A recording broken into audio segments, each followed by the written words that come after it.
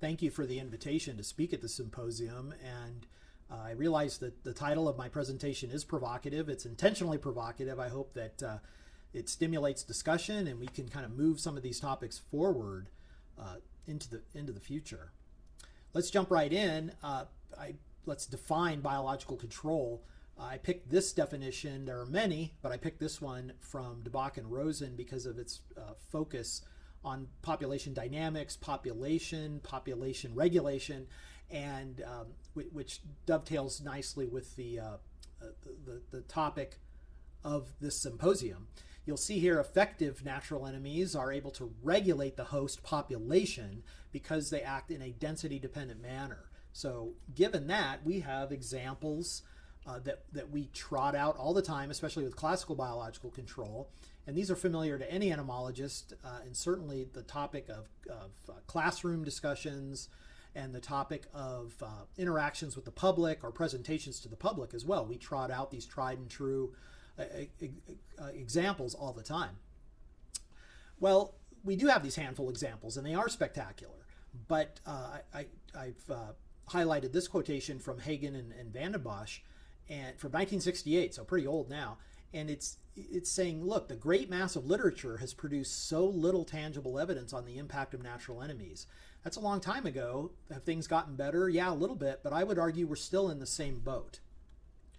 And if that wasn't bad enough from an efficacy standpoint, we have this, which is kind of a narrative about biological control that still kind of exists, and we know it's not true. And that is, this is from 31 years ago.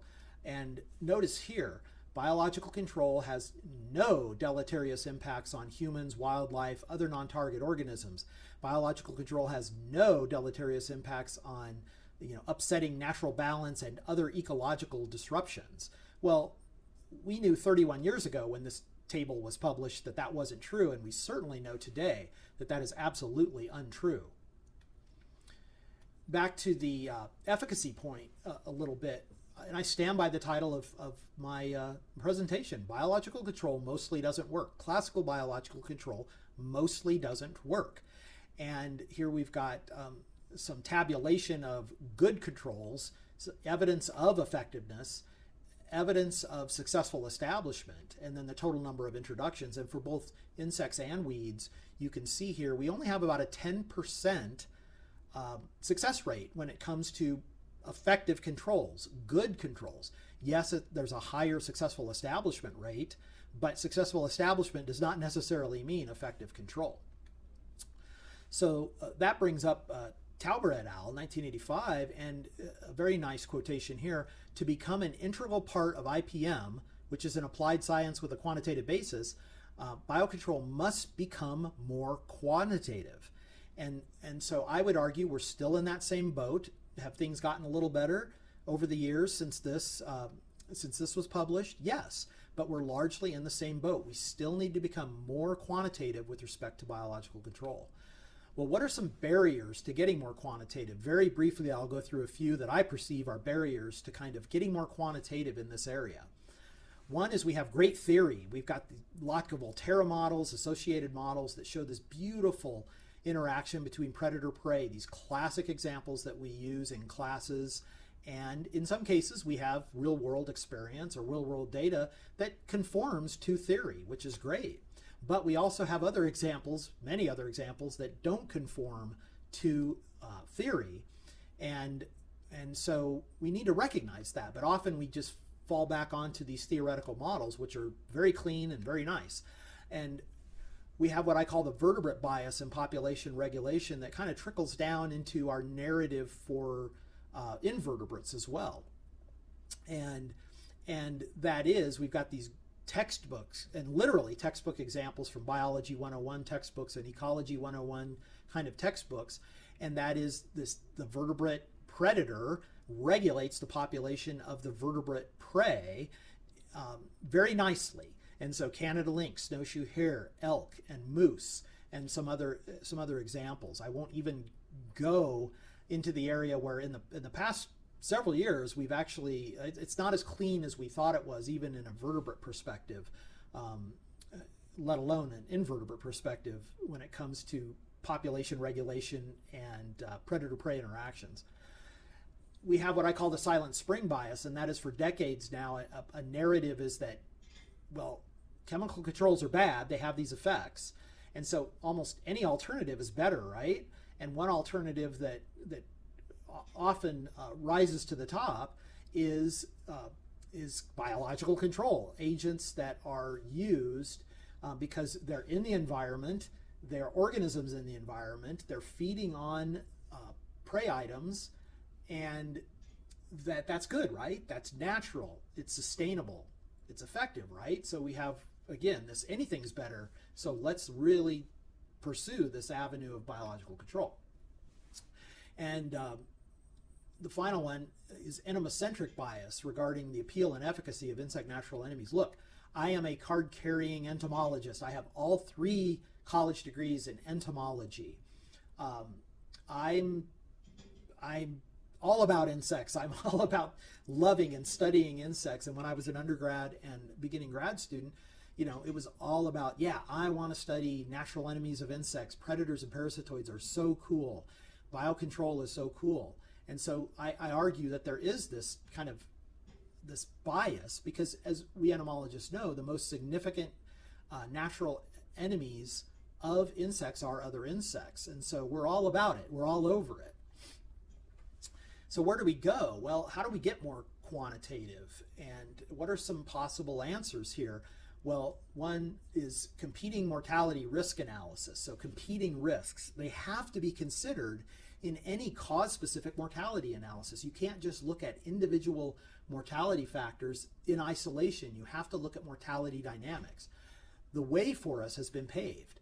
We have, for decades in the human demography world, we have the multiple decrement life table that's been used, again, for decades. And for even a few hundred years, we've had the mathematics, the probability theory that supports the multiple decrement life table. Well, it wasn't until 1989 that Jim Carey brought this world of the multiple decrement life table from the human demography world to ecology. And in a very important paper, he argued that the multiple decrement life table is a unifying framework for cause of death analysis in ecology. And he's since gone on to study many different areas of biodemography using insects as kind of model systems, experimental systems, and has written a couple books on kind of this whole world of biodemography. So thank you, Jim. And so what is multiple decrement? Well, single decrement answers kind of what's the probability of death, but doesn't account for these contemporaneous mortality factors. Multiple decrement is much more powerful, much more nuanced, because you can look at the interactions between combinations of mortality factors and look at the consequences of what if we removed, or what if this one mortality or 2 mortality factors is not operating?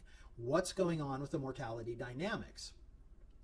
One of the powerful tools in all this is the concept of irreplaceable mortality. And so that is the mortality rate that's associated with a specific mortality factor that cannot be replaced by another factor in the system that you're studying. And so we've been working in this area for quite a few years now, and have a slug of papers that deal with this whole world of competing mortality risks, competing mortality analysis, multiple decrement analysis, replaceable and irreplaceable mortality.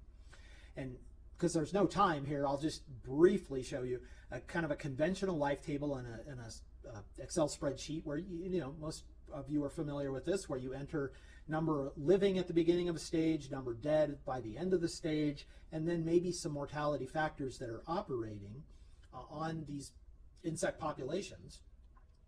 Well, with a program we call MDEC, which is just basically an Excel spreadsheet macro, if you will, that you can automate some of the calculations needed for a multiple decrement life table analysis. And here I'll show a little bit more about that in terms of cause of death analysis. And so here you see this kind of generic example using real world data though.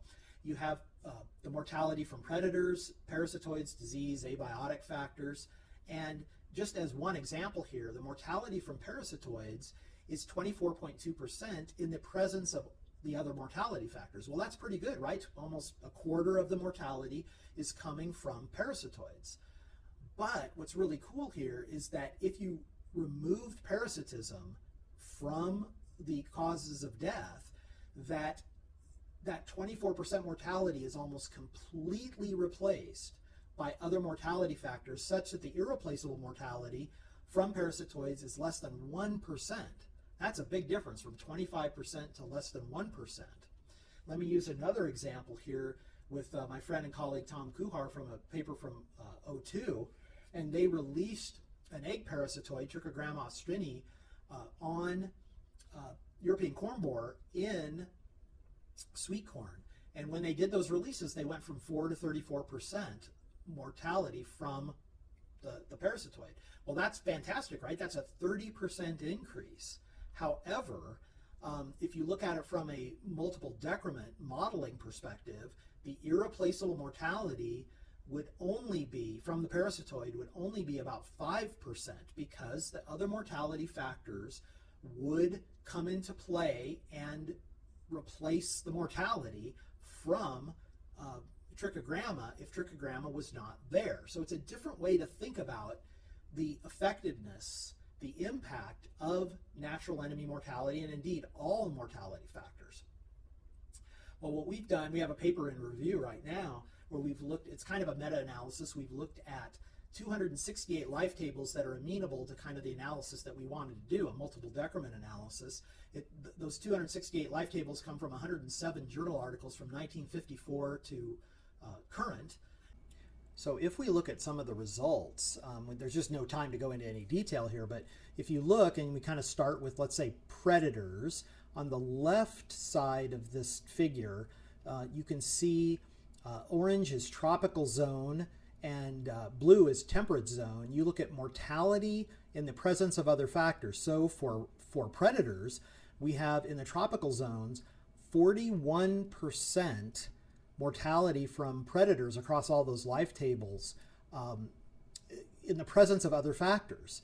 15% mortality from predators in temperate zone in the presence of other factors. If you go then over to the right side of the graph, you can see the irreplaceable mortality. So you go from 41% mortality in tropical zones to 21% irreplaceable mortality in the tropical zones. And then when you look at temperate versus or temperate zones, you go from 15% from predation in the presence of all the other factors to 5% irreplaceable mortality. So you can kind of gauge how much mortality is replaced when looking at an irreplaceable mortality from an irreplaceable mortality perspective. If you go up one and look at parasitoids, you can see 12% in the tropical zones in the presence of other factors, 9% temperate, and then on the flip side, you can look at the irreplaceable mortality, again, across all of those life tables. And then finally, what we call all non-natural enemy factors, this is just basically abiotic factors, but you can't rule out some plant nutrition stuff, so it's not really strictly abiotic in all cases. You can see quite a bit of mortality from abiotic factors, both in the tropics and in temperate zones as well. Well, what are some take-home here points, take-home results? And that is, in irreplaceable mortality from predators in tropical areas was about 4 times greater than in temperate areas. And the reason for that is, spoiler alert, ants. Ants in the tropics, tremendous predators. And irreplaceable mortality from parasitoids and pathogens was low in both regions. So something to definitely kind of think through and contemplate. Irreplaceable mortality from abiotic factors was the major source for both zones, which is a bit surprising. We thought we'd see lesser amounts of abiotic mortality in tropical zones. So it brings us to, what does all this mean? You know, could this approach or approaches like this help explain the kind of low success rates for classical biological control of insects? And is this a missing piece that we've not really considered up to this point in a more thorough understanding? And then could this approach also help us explain some long nagging issues in these theories of population regulation of insects. We've got functional school, environment school, moderate schools of thought. Is this a way, these approaches, are these a way to bridge some of the differences in these schools of thought regarding population regulation? Thank you.